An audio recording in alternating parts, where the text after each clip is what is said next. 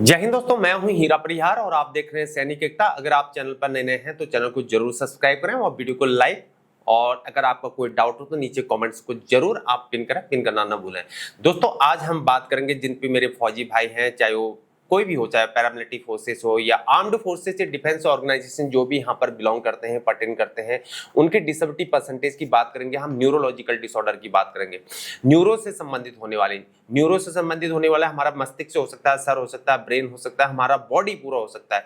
तो ये अमूमन उन फौजी भाइयों को होती हैं जो बर्फीले इलाकों में रहते हैं, जो कारगिल में रहते हैं, द्रास में रहते हैं, द्रास सेक्टर में रहते हैं, लेह में रहते हैं, लद्दाख में रहते हैं, या सियाचिन ग्लेशियर वाले इलाके में रहते हैं, या आपका सिक्किम ग्लेशियर वाले इलाके में रहते हैं, पीर पंजाल की पहाड़ियों में रहते हैं, या इधर जो गढ़वाल वाले इलाके हैं वहां पर भी आप रहते हैं। तो इन सारी चीजों में जो होता है, जवान को बर्फ से होने वाले जो है डिजीज उत्पन्न हो जाती है, जिससे हमको न्यूरोलॉजिकल इफेक्ट हमारे बॉडी में पड़ने लग जाता है। खासतौर पर आपने देखा होगा कई जवान, जब आप हॉस्पिटल जाते हैं तो आपने देखा उधमपुर कमानो हॉस्पिटल में कई ऐसे जवान पड़े होते हैं जो 6-6 महीने जो कोमा में रह जाते हैं। दिल्ली आरआर हॉस्पिटल में आप देखेंगे वहां पर भी ऐसे ही जवान 6-6 महीने, 1-1 साल ऐसे उधमपुर और इधर जो है जवान बेड में रहते हैं, उनका ट्रीटमेंट चल रहा होता है। तो काफी सारा इफेक्ट करता है और ऐसा जवानों के साथ होता है। ये खासतौर तभी होता है जब वो बर्फीले इलाके में रहते हैं, तो उनके बॉडी को ये चीजें इफेक्ट कर जाती है। तो वहां पर जो है आपको डिसेबिलिटी प्रदान की जाती है, और ये जो भी डिसेबिलिटी होगी या एट्रिब्यूटेबल टू मिलिट्री सर्विस होगी। और यहाँ पर जो डिजीज उत्पन्न हो जाती है उसकी जो डॉक्टर जिसको डायग्नोस करता है उसकी डिसेबिलिटी परसेंटेज या असेसमेंट या इंपेयरमेंट असेसमेंट को एक ही तरीके से नहीं मापा जाता है, उसको अलग अलग तरीके से मापा जाता है। उसका एक फॉर्मूला होता है, उसकी हम बाद में बात करेंगे। लेकिन टॉपिक में बढ़ते हैं सीधे। Assessment of neurological disorder. Assessment of neurological condition is not the assessment of disease but the assessment of its effect. ये बोला है कि neurological condition is not assessment, ये असेसमेंट नहीं है, लेकिन जो है जो असेसमेंट जो है डिजीज असेसमेंट को इफेक्ट नहीं करता। लेकिन असेसमेंट इनको दिया जाता है, किस आधार पर दिया जाता है? क्लिनिकल मैनिफेस्टेशन के आधार पर दिया जाता है। यानी कि क्लिनिकल जांच होगी, या एमआरआई हो सकता है, या आपके ब्लड टेस्ट हो सकते हैं, या डॉक्टर के जो भी आपके ट्रीटमेंट के जो भी उनको जरूरत होती है उसी के आधार पर आपका डिसेबिलिटी परसेंटेज या असेसमेंट या इंपेयरमेंट असेसमेंट निर्धारित किया जाता है। Total percentage of physical impairment in any neurological condition shall not exceed 100%। यानी कि जो भी आपकी डिसेबिलिटी परसेंटेज होगी वो 100% से ज्यादा कभी नहीं होगी। 100% अधिकतम हो सकती है, लेकिन 100% से कम ही रहेगी। In mixed cases, the highest score will be taken into consideration. Correction 100% तक जा सकती है, 100% से ज्यादा नहीं, लेकिन 100% से कम भी हो सकती है। In mix cases the highest score will be taken into consideration, the lower score will be added to by help of combination formula. तो फार्मूला के आधार पर जो है इसको डिफाइन किया जा सकता है, क्योंकि जब भी न्यूरोलॉजिकल कोई ऐसे डिसऑर्डर उत्पन्न होते हैं तो उसका ब्रेन इफेक्ट करता है, सर इफेक्ट करेगा, सर में अंदर कितने पार्ट्स हैं वो इफेक्ट करेंगे, हमके बॉडी के पार्ट्स अंदर करके बॉडी के अंदर जितने पार्ट है उसमें इफेक्ट करेंगे। तो ये सारी चीजें जो है अलग अलग खंड वाइज करता है। तो एक फॉर्मूला है, उस फॉर्मूला के आधार पर दिखते हैं, आपके स्क्रीन में दिख रहा होगा।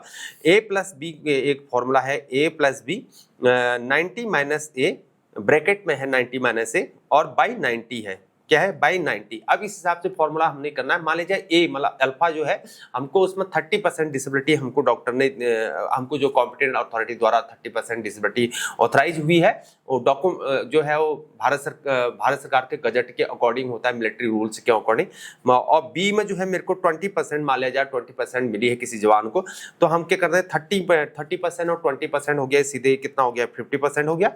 और 90 - a है तो 90 - 30 कर देंगे। 30 हमारा ए था, अल्फा जो है उतना हो गया, और बाई 90 बोला है तो बाई 90 हो गया, और 90 में से 30 गया 60 और 50 × 60 बाई 90 हो गया। 90 से 0 कैंसिल हो गया, और ये आप क्या 300 आ गया, 300 आ गया, 300 बाई 9 आ गया, 300 बाई 9 आ गया। अब इसको हम कैंसिल कर देंगे, 9 3 जा 27, 3 रिमेन रहा, तो 9 3 जा 27, 9 3 जा 27, 3 रिमेन रहा, और 9 3 जा 27, 3 रिमेन रहा, और 0 3 33% लगभग ये आ रहा है। तो 33% ये आ रहा है, तो 33% इसकी क्या आ गई? हमारी टोटल डिसेबिलिटी परसेंटेज आ रही है। लेकिन इसमें ये और आगे कुछ कहना चाह रहा है, additional 10% will be given for involvement और डोमिनेंट अपर एक्सट्रीमली बोल रहा है। तो उसमें जो है 10% जो है और भी उसको एक्स्ट्रा ज़्यादा उसमें तकलीफ है उसके शरीर के अंतर्गत, तो उसमें जो है उसको 10% एक्स्ट्रा इसमें दिया जाएगा। तो 33 और 10% हमारा 43% डिसेबिलिटी परसेंटेज हो गया।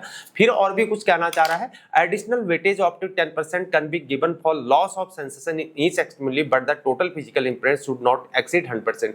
ये बोला है कि 100% से ज्यादा नहीं जा सकता है, लेकिन जो है उसको जो है वो सेंसेशन जो सेंस लॉस ऑफ सेंसेशन अगर हो गया हो, यानी कि हमारे शरीर में बहुत सारे इफेक्ट हो जाता है इन चीजों में न्यूरोलॉजिकल डिसऑर्डर होने पर, तो उसके आधार पर जो है 10% का और वेटेज उसको दिया जा सकता है, जिससे वो 53% डिसेबिलिटी परसेंटेज पा लेगा। अब जरूर नहीं होगा जो कि वो अब डिसेबिलिटी जो है आपको जो है उसके आधार पर दी जाएगी, यानी कि इसका कैलकुलेशन होगा, जरूरी नहीं है 53% होगा, ये ज्यादा भी होगा। जैसे बोला है कि 100% अधिकतम हो सकता है, तो ये 100% तक भी जा सकता है। लेकिन मैंने आपको एक अंदाजा के लिए बोला कि 30% मैंने मान लिया, 20% दूसरा मान लिया, और वेटेज के आधार पर उसको 10% और दिया जाएगा फिजिकल सेंसेशन होने पर, सेंसेशन ऑफ लॉस होने पर, और 10% उसको एडिशनल भी दिया जाएगा शरीर में ज्यादा दिक्कत होने पर। तो दोस्तों मैं अब समझता हूं कि आपको ये चीजें न्यूरोलॉजिकल डिसऑर्डर के जो भी डिसेबिलिटी परसेंटेज या इंपेयरमेंट असेसमेंट या डिसेबिलिटी असेसमेंट जो भी निर्धारित होती है इस प्रकार से आधारित होती है। ये मिलिट्री की गाइडलाइन से गाइड टू मेडिकल ऑफिसर 2023 के अकॉर्डिंग ही है, और इन चीजों को मैंने आपको बताया है। अगर फिर भी आपका कोई डाउट हो तो नीचे कमेंट बॉक्स में आप उसकी पिन करके पूछ सकते हैं। आज के लिए इतना ही, फिर मुलाकात होगी। कल हम बात करेंगे स्ट्रोक की। स्ट्रोक मतलब न्यूरोलॉजिकल स्ट्रोक।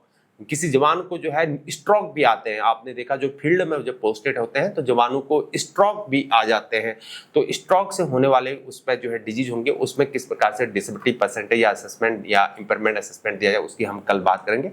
आज के लिए इतना ही, फिर मिलेंगे। तब तक के लिए खुश रहिए। जय हिंद, जय भारत, वंदे मातरम, भारत माता की जय।